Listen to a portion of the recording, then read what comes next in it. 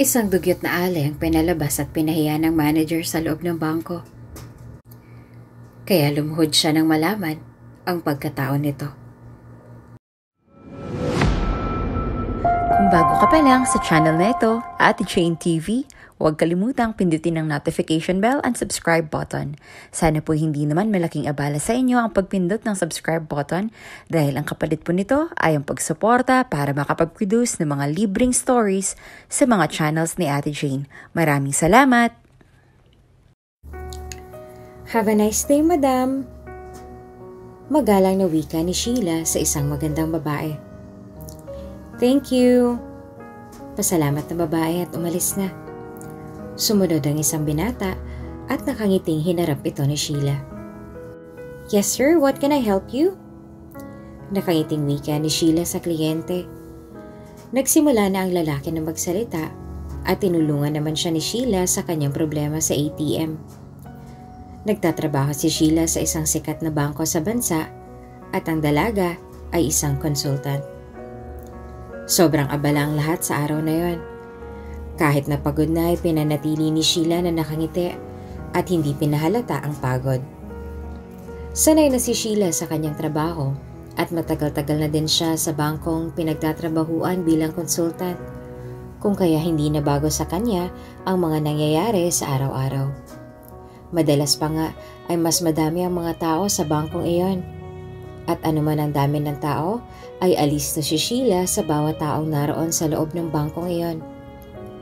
Magiliw na ngumingiti ang dalaga sa mga kliyente nila. Grabe, ang daming tao ngayon. Grabe, ang dami ng tao ngayon. Tila ba pagod na wika ng kaharap na kliyente ni Sheila. Sanay na po kami dyan. Ano pong maitutulong ko? Magiliw na wika ni Sheila. Agad na inasikaso ng dalaga ang kliyenteng iyon. At pagtapos ay napainat na lamang sa ngawit. Si Sheila ay isa sa mga masipag na empleyado sa bangkong iyon. Kaya hindi katakataka na maalam na si Sheila sa mga bagay-bagay sa bangko. Habang abala si Sheila sa pag-aasikaso ng mga kliyente, ay napukaw ng isang matanda ang kanyang atensyon. Matanda ito at madumi pa ang suot. Tinitigan lamang ni Sheila ang matanda at kahit na may inaasikaso ng mga kliyente ay patingin-tingin pa din ito sa matanda. Hindi lubos maisip ni Sheila kung paanong pinayagan ito makapasok sa sikat na bangko, kaya nagtaka na ang dalaga. Agad na tumayo sa kinauupuan ng dalaga at tinitigan ng matanda. Napansin ni Sheila na tila ba kakaiba ang ikinikilos ng matanda. Labis ang taka ni Sheila kung bakit may pulubing nakapasok sa bangko. Sinipat pa ng dalaga ang bawat anggulo ng matanda at hindi maiwasan na hindi makaisip ng mga posibilidad ng pagkatao ng matanda. Agad na binalot ng takot si Sheila sa pag-iisip na baka scammer o magnanakaw ang lalaki. At maaaring modus lamang nito ang pagpapanggap bilang pulubi. Nang magkaroon ng tiempo si Sheila, ay umalis ito sa pwesto. Pinanood ni Sheila ang kilos ng matanda hanggang sa nakita ng dalaga na naglabas ang matanda ng isang ATM card. Kita ni Sheila ang pag-aalinlangan sa mukha ng matanda na tila ba kaduda-duda na ang kilos nito at hindi alam ang pin ng ATM card. Kaya agad na lumapit doon si Sheila upang alukin ng tulong. Hello po sir, may maitutulong po ba ako sa inyo? Pansin ko po kasi na parang hindi po kayo mapakali. May problema po ba? Magalang na wika ni Sheila. Kahit sa puso niya ay tila ba naghihinala na siya sa matandang lalaki. Nag-aalinlangan naman na tumingin sa kanyang matanda bago ito sumagot. Naku, wag na. Kaya ko pa naman. Matanda na ako pero malakas pa ako. Pagtanggi ng matandang lalaki, tsaka muling inilagay ang pin ng ATM card pero mali pa din. Naging aligagana ang matanda dahil mali pa din ang pin na kanyang inilagay. Sir, tulungan na po kita. Kanina ka pa po dyan. Alam mo po ba talaga yung pin ng inyong ATM card? Diretsang tanong ni Sheila sa matanda. Huwag kang maingay, Ineng. Paano ako matatapos kung ang ingay-ingay mo? Tila ba iritang wika ng matanda kay Sheila. Doon na naisip ni Sheila na baka magnanakaw ang matandang lalaki, kung kaya't agad na naisip ni Sheila na kunin ang ATM ng matandang lalaki. Panigurado magnanakaw ka. Hindi mo alam ang pin ng iyong ATM. At kanina pa kahina-hinala ang iyong mga kilos. Lakas loob na wika ni Sheila.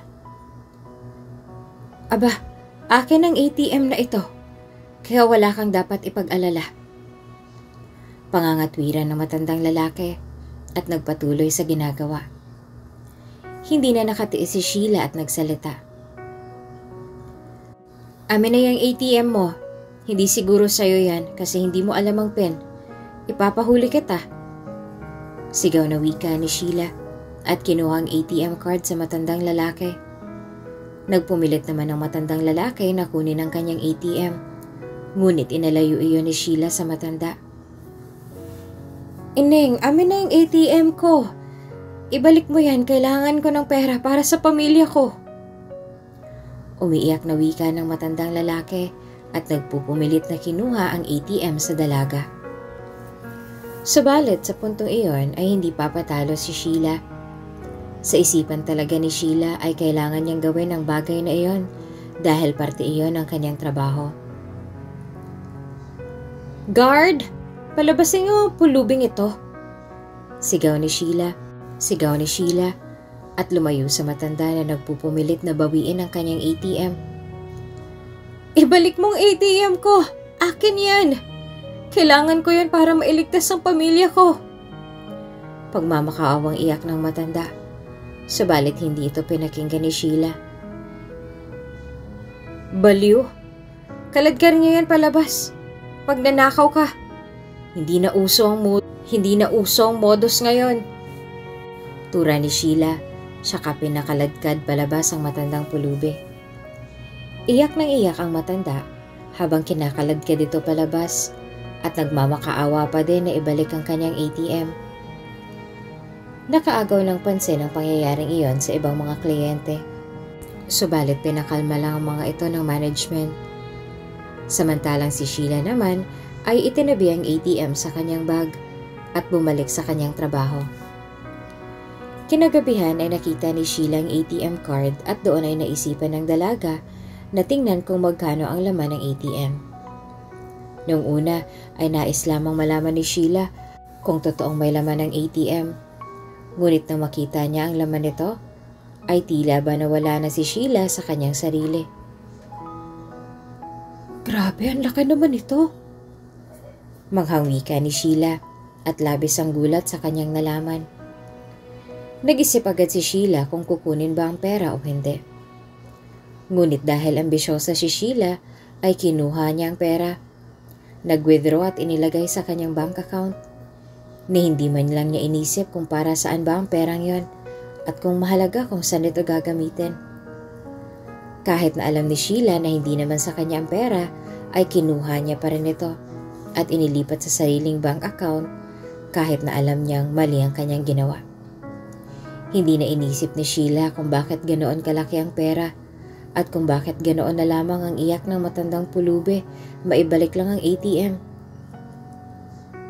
Naging sakim sa pera si Sheila at nasilaw sa malaking halaga na kanyang nakuha mula sa ATM ng matanda. Labis ang tuwa ni Sheila dahil sa laki ng perang nakuha na hindi naman sa kanya. Tuwang-tuwa siya at nag-umpisa ng lustayan ng pera sa pansariling kagustuhan lamang.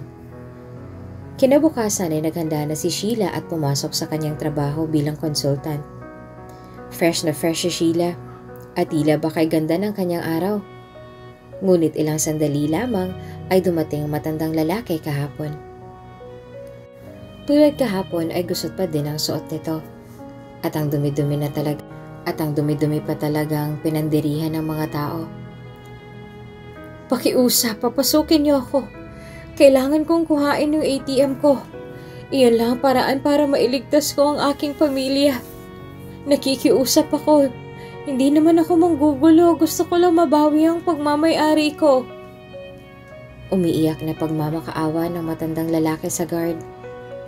Hindi naman ito pinapasok dahil sa nangyari kahapon.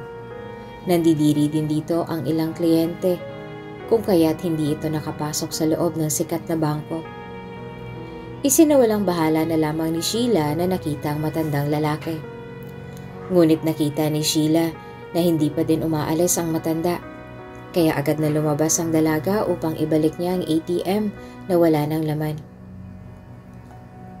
"Heto ng ATM mo. Maaari ka nang umalis," wika ni Sheila at pinanood lamang ang matandang lalaki. Napansin ng matanda, ngunit nang tignan na nito kung magkano ang laman ng ATM, ay wala na itong laman. Napaiyak na lang ang matanda nang mapagtanto na wala ng laman ang bank account niya at umiiyak na tumingin kay Sheila. Masama itong tumingin habang umiiyak dahil sa nangyari. "Dahil sa iyong ginawa, magsisisi ka. Mabilis lang ang karma. At kahit hindi ka umamin sa iyong nagawa, may Diyos sa itaas na nakakaalam. Pagdating ng panahon, pagsisisihan mo ang ginawa mo sa iyong kapwa." Umiiyak na wika ng matanda na tila ba may pagbabanta sa kanyang mga salita. Nanlaki naman ang mga mata ni Sheila dahil tila ba may laman ang mga tinuran ng matandang lalaking pulube. Hindi na lamang pinansin ni Sheila ang sinabi ng matanda at nagpatuloy sa kanyang ambisyon. Bumalik ito sa kanyang pwesto at nagpatuloy sa kanyang pagtatrabaho na tila ba walang nagawang masama. "Psst! Carla! Tara sa labas, libre ka ta!" Pag-aya ni Sheila sa katrabaho. "Uy, totoo ba yan? Go ako dyan, basta libre ha." Masayang turan ng babae kay Sheila. Sumama ito kay Sheila sa isang restaurant nang matapos ang kanilang trabaho. Sinulit ni Sheila ang bawat sandali na merong laman ng kanyang bank account. Hindi nito inisip kung ano bang importante na dapat bilhin. "Ano, nagustuhan mo ba? Ang sarap ng mga dish nila, no?" wika ni Sheila at tila ba sobrang sayang nararamdaman. Pakiramdam ni Sheila ay sobra na ang yaman niya at hindi na inisip ang ginawang kasamaan sa kanyang kapwa. "Oo nga sobrang sarap. Tapos nabusog pa ako. Grabe, kaso ang mahal ng bayad ah." Masayang wika ng babae at tumingin kay Sheila na may ngiti sa mga mata.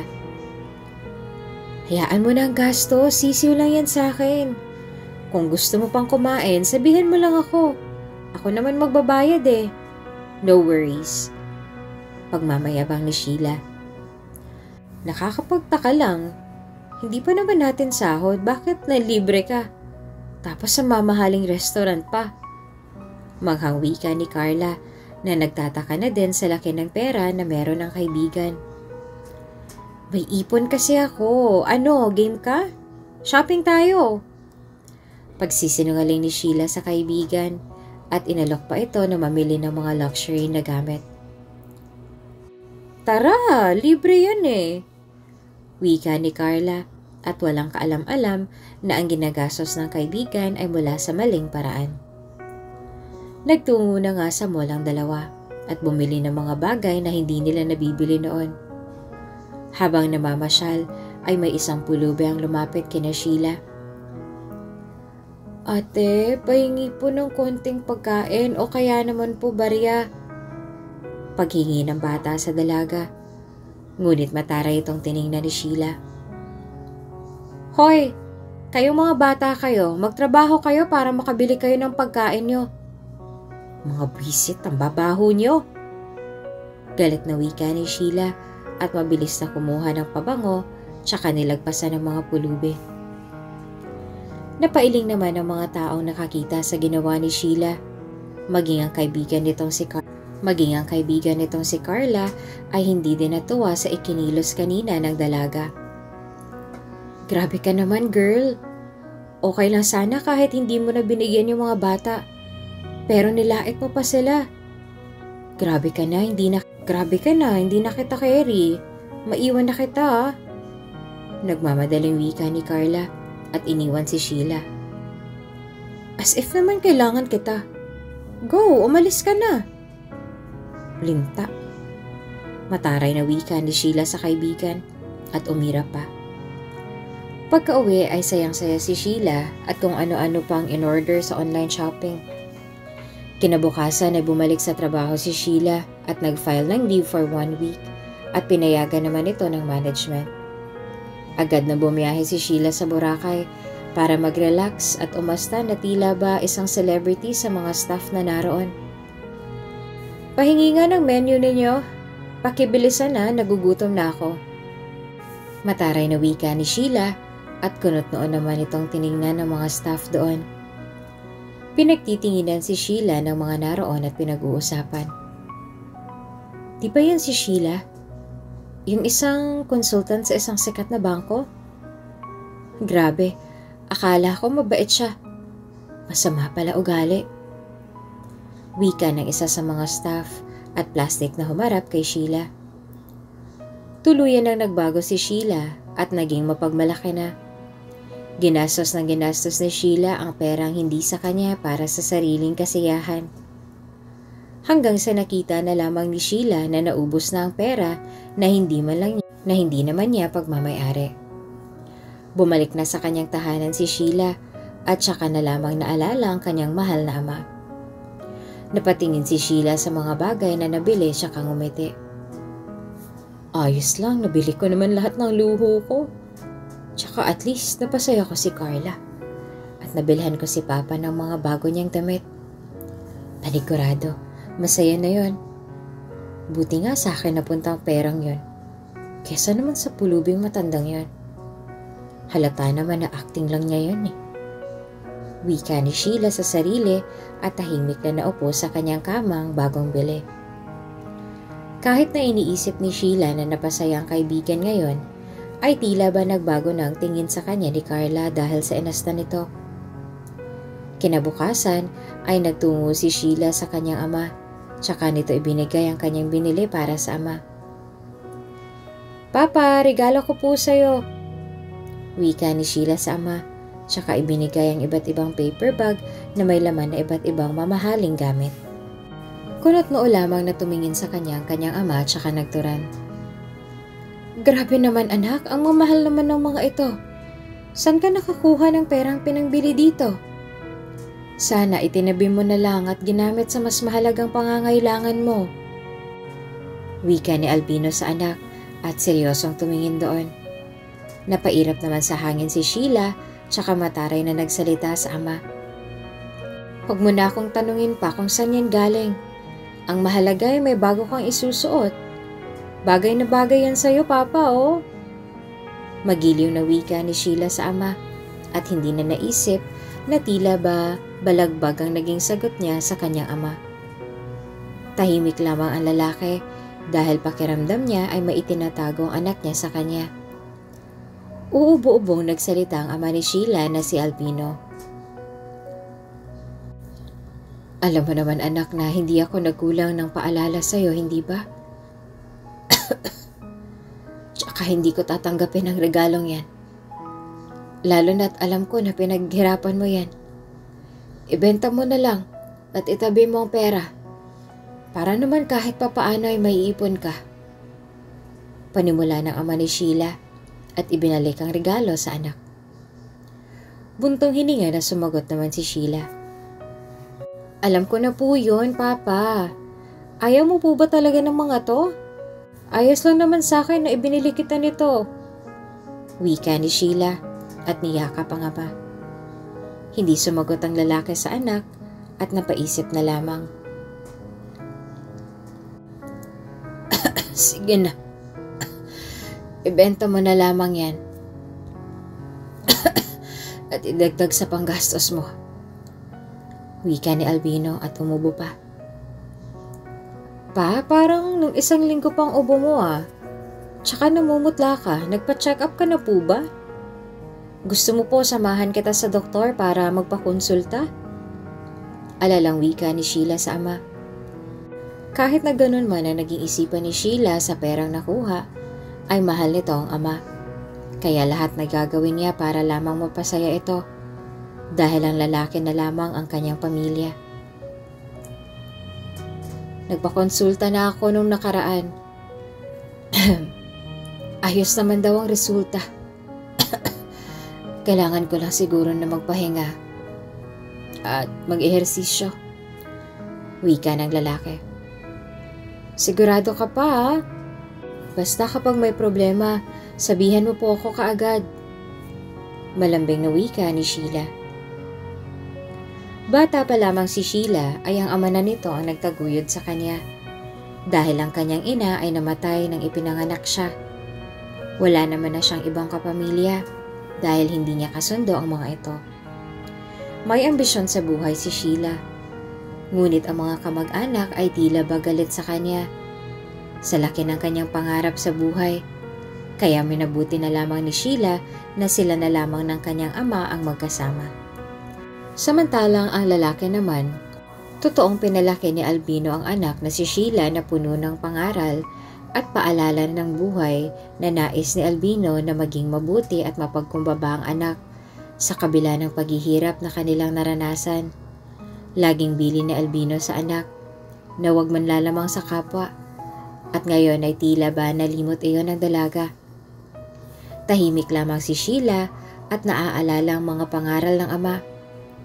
Ngayon ay na-realize na ni Sheila na nagkamali siya. Ngunit pilit niyang inaalis ang pangamba sa puso. Iniisip na lamang ni Sheila na limutin ang nagawa at magtuon na lamang ng kanyang ambisyon. Total naman ay wala na din ang pera. Matapos ang araw na yon ay pumasok si Sheila na tila ba may pangamba sa puso at parati na lamang aligaga sa kanyang paligid. Nilayuan naman na siya ng mga kaibigan dahil napansin nito ang pagbabago ni Sheila. Nakita na nga ng mga katrabaho ni Sheila ang biglaan nitong pagbabago at tila ba naging sakim ito at makasarili. Naging mainitan pa ang ulo ng dalaga na talaga namang kinakainisan ng kanyang mga katrabaho. Isang linggo matapos ang nangyari ay hindi pa nakita ni Sheila ang matandang lalaki. Kaya't napanatag ang kanyang puso at kinalimutan na lamang ang mga maling nagawa. Inaliw ni Sheila ang sarili sa mga bagay na kanyang nakuha mula sa perang hindi naman niya pagmamayari. Nagpakasasa si Sheila at nilimot na ang sinabi ng matanda. Sinubukan ni Sheila na maging normal at ibalik ang dating saya sa kanyang buhay.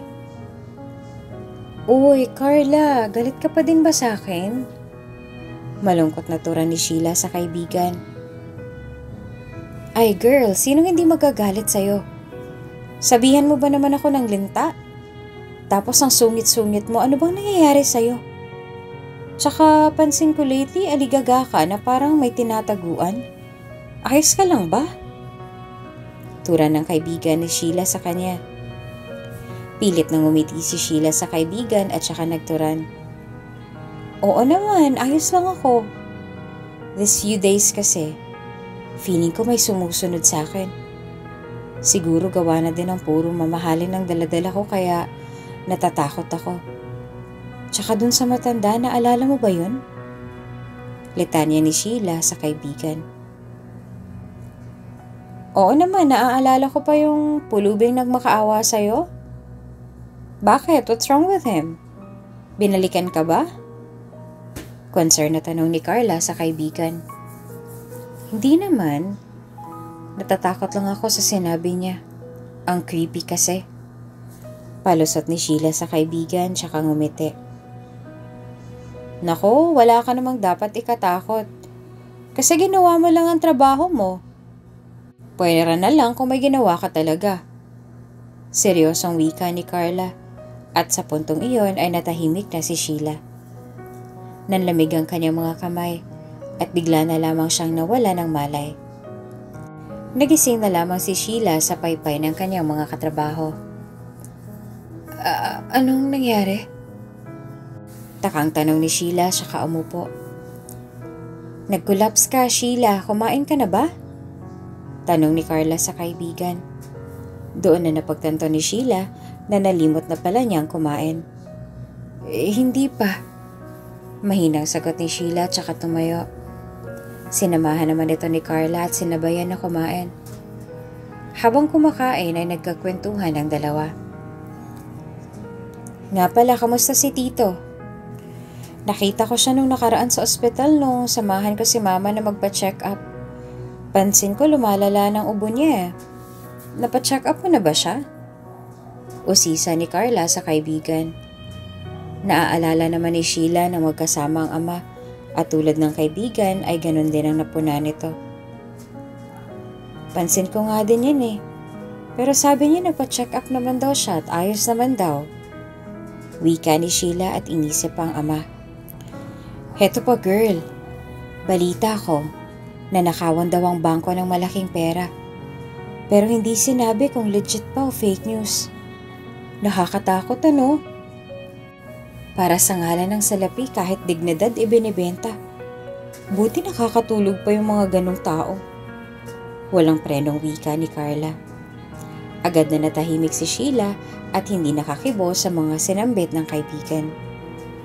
Sa puntong iyon, unti-unti nang kinabahan si Sheila at tila ba hinahabol siya ng kanyang nagawang mali sa kapwa. Simula ng araw na yon ay inisip na lamang ni Sheila na isang panaginip lamang ang nangyari sa kanya noong mga nakaraang araw. Isang gabi, naghahanda na si Sheila sa pagtulong nang bigla na lamang tumawag ang numero ng kanyang ama. Agad na sinagot iyon ni Sheila at laking gulat na ibang boses na tumawag sa kanya at hindi ang ama. Hello, ikaw po ba si Sheila, ang anak ni Albino? Tanong ng isang boses mula sa kabilang linya. Agad na binalot ng kaba ang puso ni Sheila dahil ibang tao ang may hawak ng telepono ng kanyang ama. At hindi niya alam bakit bigla na lamang siya nakaramdam ng kaba. Ako nga po. Bakit po? May nangyari po ba sa papa ko? Sino ka po? Bakit ikaw yung may hawak ng cellphone ng papa ko? Naluluhang tanong ni Sheila. At sa puntong iyon ay labis-labis na ang kanyang kabang nadarama. Hindi pa man alam ni Sheila kung bakit ibang may hawak ng telepono ng ama ay tila ba naramdaman niya na may kakaiba. Naaksidente po ang ama ninyo at nandito po siya ngayon sa ospital at nag-aagaw buhay. Mas mabuti pong magtungo ka na po ngayon sa ospital upang maasikaso siya. Wika ng isang boses. Muntik nang mabitawan ni Sheila ang cellphone dahil sa hindi inaasahang narinig. Pakiramdam ni Sheila ay dumating na ang kanyang karma sa nagawang mali. Hindi na nag-alinlangan pa si Sheila at nagtungo na sa ospital address na ipinadala ng tumawag sa kanya. Nagmamadali si Sheila at halos hindi na alam ang gagawin. Saan po si Albino Morales? Aligagang tanong ni Sheila at patuloy ang luhang bumabagsak sa kanyang mga mata. Nasa emergency room pa po siya. Pakihintay na lang po. Tsaka pakisagutan ng information ng pasyente. Wika ng nurse kay Sheila. Agad na napaupo si Sheila at nangangatog. Labis ang kabang nararamdaman niya sa puntong iyon. Sinagutan niya ang information at kahit na nanginginig ang katawan ay pinipilit ni Sheila na maging malakas. Narinig din ni Sheila ang mga usap-usapan ng mga nurse na malala ang damage ng aksidente sa kanyang ama at nag-aagaw buhay ito. Ilang sandali lamang ay lumabas ang doktor. Dok, kamusta po si Papa? Umiiyak na tanong ni Sheila sa doktor. Napailing naman ang doktor. Senyales na tila ba isang masamang balita ang sasambitin nito. I am sorry to tell you. Pero wala na po ang inyong ama. Nakikiramay po kami sa inyo. Wika ng doktor. At sa puntong iyon ay tila ba bumagsak ang mundo ni Sheila. Matapos noon ay napaluhan na lamang si Sheila at nagtungo sa morgue upang masilayan ang mahal na ama. Sorry po, Papa. Hindi ko alam bakit ganitong nangyari. Bakit? Bakit ikaw pa? Dapat ako na lang kasi. Ako naman ang may kasalanan. Umiyak na wika ni Sheila at napayakap sa malamig na katawan ng kanyang ama na wala ng buhay. Iyak na iyak si Sheila dahil sa mga nangyari. Muling bumalik sa isipan niya ang sinabi ng matanda at labis ang pagsisisi ni Sheila. Ngunit huli na ang lahat para magsisi si Sheila. Wala na ang mahal niyang ama na nag-iisa niyang pamilya. Magsisi man siya, hindi na nun maibabalik pa ang natapos na pangyayari. Umuwi si Sheila at ibinenta ang mga bagay na nakuha mula sa ninakaw na pera ng matandang pulube at ginamit niya iyon upang mabayaran ang hospital bill ng ama at pinanggastos sa pagpapalibing sa kanyang ama. Hindi matanggap ni Sheila ang mga naganap, kung kaya't labis ang puot na nadarama niya sa kanyang sarili at nagsisisi. Paglipas ng ilang linggo, ay tuluyan nang nailibing ang kanyang ama. At hanggang sa ngayon ay nagluluksa pa din si Sheila sa pagkawala ng kanyang pinakamamahal na ama. Hanggang isang gabi, tulalang naglalakad si Sheila galing sa kanyang trabaho. Pauwi na ng kanyang tahanan ay may nakita siyang matandang lalaki sa gilid ng kalsada. Tulad ng una niya itong nakita, ay ganun pa din ang suot nito. Gusot ang damit at sobrang dumi. Lumapit doon si Sheila at lumuhod sa matanda. Kahit nung una ay nag-aalinlangan pa siya napitan nito dahil sa kahihiyan na nadarama. "Naaalala mo pa po ba ako? Patawarin niyo po ako sa nagawa ko sa inyo.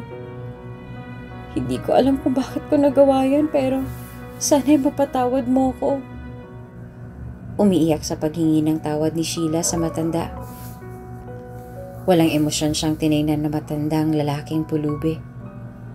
Pakiramdam ni Sheila ay iyon lamang ang paraan para gumaan ang kanyang pakiramdam dahil sa pagkawala ng ama. Sa isipan ni Sheila ay iyon ang karma niya.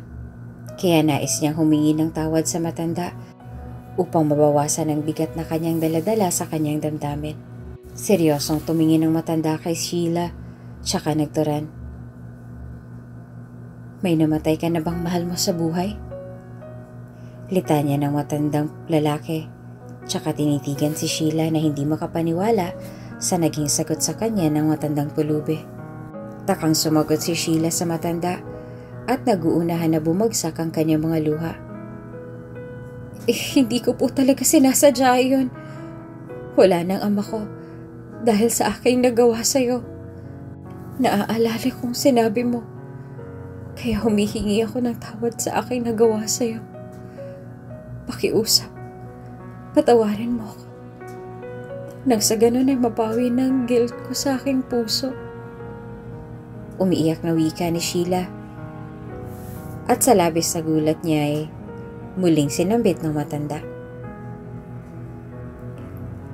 "Alam mo ba na ang perang laman ng ATM na kinuha mo ang sanang makapagliligtas ng buhay ng aking pamilyang na aksidente. At ako lamang ang tanging nakaligtas. Pero kinuha mo yon. Kaya wala ng pamilya ko." Wika ng matanda na labis namang ikinabigat ng puso ni Sheila.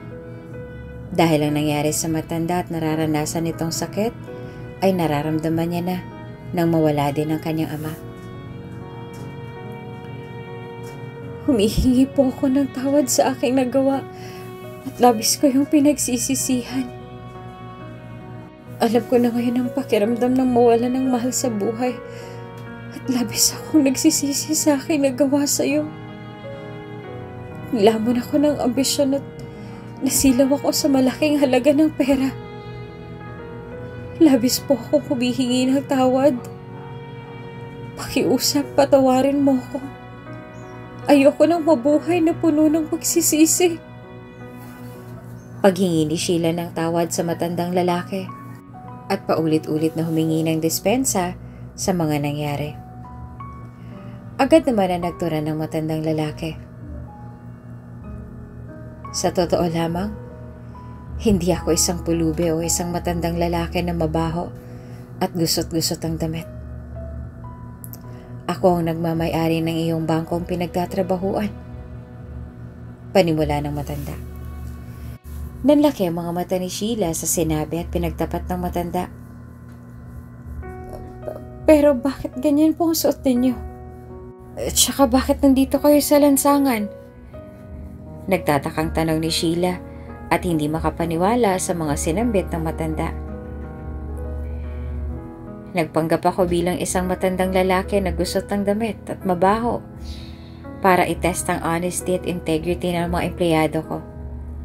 Lalo na sa katulad mo na humaharap sa mga kliyente. At alam mo ba na ang perang kinuha mo ay ibibigay ko sana sa iyong ama na lumapit sa akin upang humingi ng tulong sa kanyang pagpapagamot sa kanyang malubhang sakit. Pero wala na, Sheila. Kinuha mo ang dapat na gagamitin ng iyong ama. Iwinaldas mo sa iyong luho ang perang makakatulong sana upang maisalbang buhay ng iyong mahal na ama. I am very disappointed at you, Sheila. Pero sana ngayon na nangyari sa iyo to. Ang pagkawala sana ng iyong ama ay maging silbing aral sa iyo. Magsisi ka man ay huli na ang lahat. At alam kong babaunin mo yan hanggang sa iyong pagtanda. Sana'y natuto ka na sa iyong pagkakamali. Wika ng matandang lalaki at saka umalis. Naiwan si Sheila na umiiyak at hindi makapaniwala sa kanyang mga natuklasan at tinuran sa kanya ng matanda. Hindi niya alam na mayroong sakit ang kanyang ama. Umuwi si Sheila na tila ba tulala at sising-sisi sa mga nangyari. Doon na napagbulay-bulayan ni Sheila ang mga napuna niya noon sa kanyang ama. At sinising niya ang sarili kung bakit hindi man lang niya nagawang isalba ang ama at siya pang naging dahilan para mamaalam ito sa mundo. Kinuha ni Sheila ang mga lumang gamit ng kanyang ama at doon ay nakita niya ang mga dokumento ng mga papeles ng kanyang ama patungkol sa sakit nito. Nakita din niya ang isang liham, tsaka binasa iyon habang patuloy na tumutulo ang kanyang mga luha dahil sa sakit na nadarama. Mahal kong anak, alam kong hindi na ako magtatagal dito sa mundo. Dahil alam kong kaunti na lamang ang oras ko, mawawala na ako. Pasensya na dahil hindi ko nagawang magsabi sa iyo ng totoong kondisyon ko. Tandaan mo, mahal na mahal kita. Pagbasa ni Sheila sa sulat. Napahagulgol na lamang si Sheila at hindi matanggap ang naganap. Matapos basahin ang liham ng ama, ay nakita ni Sheila ang impormasyon ng doktor na humawak sa sakit ng kanyang ama. Binasa iyon ni Sheila at nang malaman ng hospital kung saan nagpapacheck up ang kanyang ama noon, ay tumungo doon ang dalaga upang alamin ang sakit ng yumaong ama na hindi man lang ipinaalam nito sa kanya. Nang makarating sa ospital ay agad na hinanap ni Sheila ang doktor at hindi naman siya nabigo na makita ito. Excuse me, dito po ba nagpapagamot si Albino Morales? Tanong ni Sheila sa doktor. Yes, I am his doctor. Pero hindi na siya bumalik after our latest test. Sagot ng doktor sa dalagang si Sheila. Ako po ang anak niya. Wala na po si Papa. Gusto ko lang pong malaman kung ano pong sakit ng aking Papa at bakit hindi niya sinabi sa akin ang kanyang kondisyon. Diretsong tanong ni Sheila at nagsimula ng tumulo ang kanyang mga luha. So, you are Sheila. Nakikiramay ako sa pagkawala ng iyong ama. To answer your question, may sakit ang iyong papa na bone marrow disease na kinakailangang operahan. Okay na sana ang operasyon. Kaso nung isasagawa ng surgery, biglang tumawag ang taong tutulong sana sa iyong ama para sa gastusin. Naninakaw daw ang perang itutulong sa iyong ama. Kaya sobrang lungkot ng inyong ama nang malaman ang balitang iyon.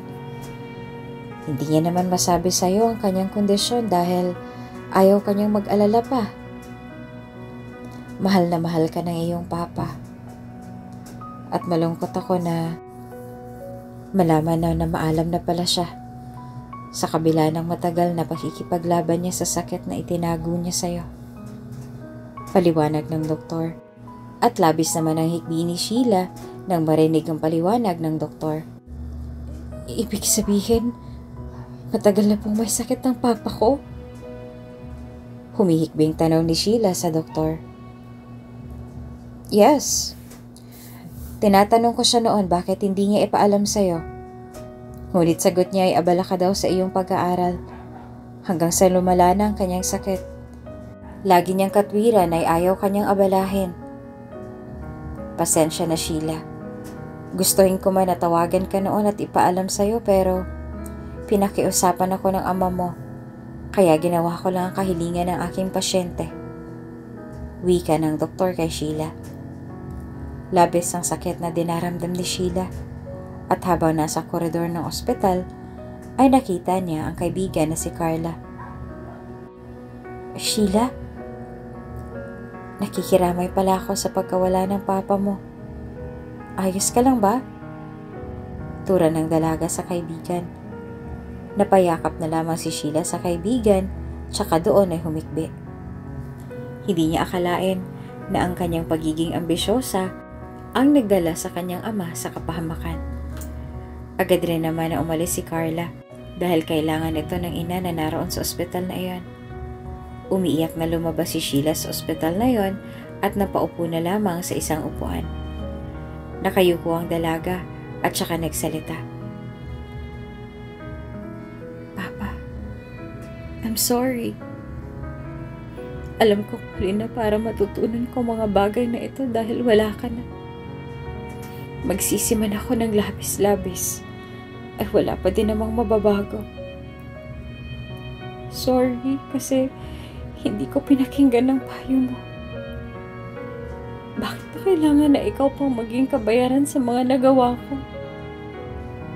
I'm sorry po. Sana mapatawad mo ko. Umiiyak na wika ni Sheila at labis ang pagsisisi sa kanya nagawa.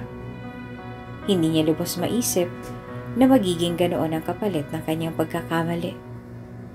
Sobrang guilty ni Sheila dahil sa pagkakamaling hindi niya na maibabalik pa. Grabe din ang iyak ni Sheila at napatingin na lamang sa paligid tsaka tumingala sa langit. Nalaman niya man ang kanyang pagkakamali at na-realize ang naging kasalanan ay hindi na maibabalik pa ang buhay ng kanyang ama. Sinisi ni Sheila ang sarili sa mga naganap at sa pagkawala ng kanyang ama at hindi matanggap ang naging bunga ng kanyang maling nagawa sa kanyang kapwa. Sisihin man niya ang sarili ay wala na iyong silbi dahil naganap na ang bagay na hindi akalain na darating sa kanyang buhay. Hindi matanggap ni Sheila na hindi siya nakapasa sa pagsubok ng tadhana sa kanya. Kinuha niya ang pera at ginastos sa mga walang kwentang bagay na sana ay nagamit ng kanyang ama upang magpagamot. Sinisi ni Sheila ang sarili hanggat siya ay nabubuhay.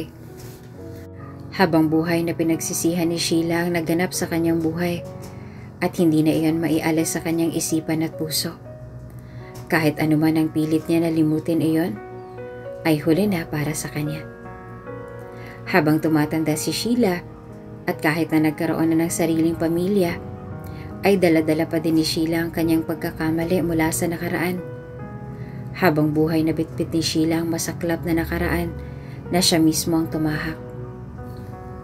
Ngayon ay namumuhay si Sheila kapiling ang pamilyang binuo kasama ang lalaking minahal niya at mga supling na kanyang tinuruan na huwag maging sakim sa anumang bagay. Hanggang sa ngayon ay sinisisi pa rin ni Sheila ang sarili sa pagkamatay ng kanyang ama at ang aral na natutunan sa nakaraan. Ngayon ay binabangkit ni Sheila sa mga supling at pinapangaralan ng mga ito. Doon man lamang ay makabawi siya sa nagawa sa nakaraan at hindi na maulit pa ang mga nangyari noon. Wala naman nakakaalam na naging kasalanan ni Sheila, bukod tanging siya lamang ang nakakaalam at maging ang matandang pulubi. Nagdusa si Sheila habang buhay at dinalang pagkakamali na hindi niya inaasahan. Naging mapait pa ng takbo ng buhay ni Sheila. Sinubukan niya naman na bumawi sa kanyang hinaharap. Tumulong si Sheila sa kanyang kapwa at kahit na hindi niya na naibalik ang pera sa nagmamay-ari, ay bumawi na lamang siya sa kanyang mga naging supling. Sa buhay ng tao, darating tayo sa puntong Kailangan nating mamili kung sa tama bang gawi, ngunit tayo naghihirap, o sa madaling gawain na mabilis naman tayong aahon mula sa hirap.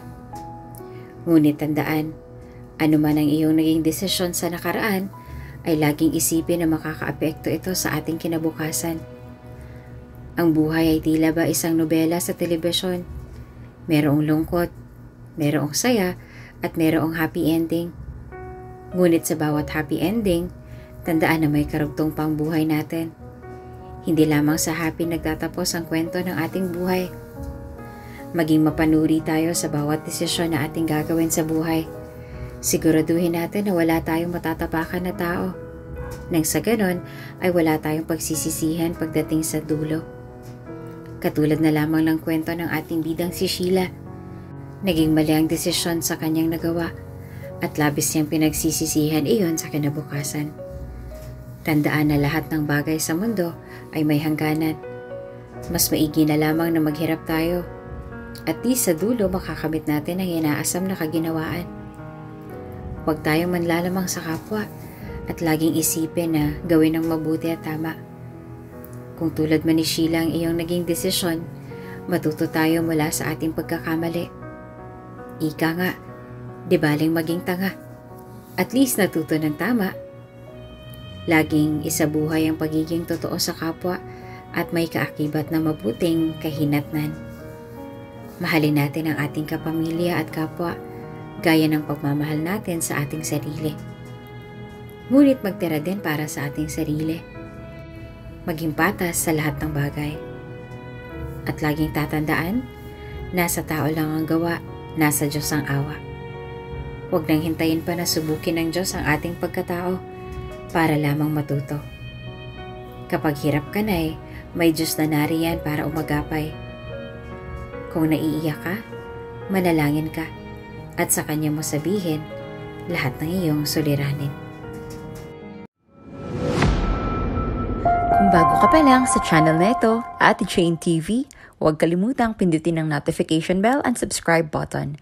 Sana po hindi naman malaking abala sa inyo ang pagpindot ng subscribe button dahil ang kapalit po nito ay ang pagsuporta para makapag-produce ng mga libreng stories sa mga channels ni Ate Jane. Maraming salamat!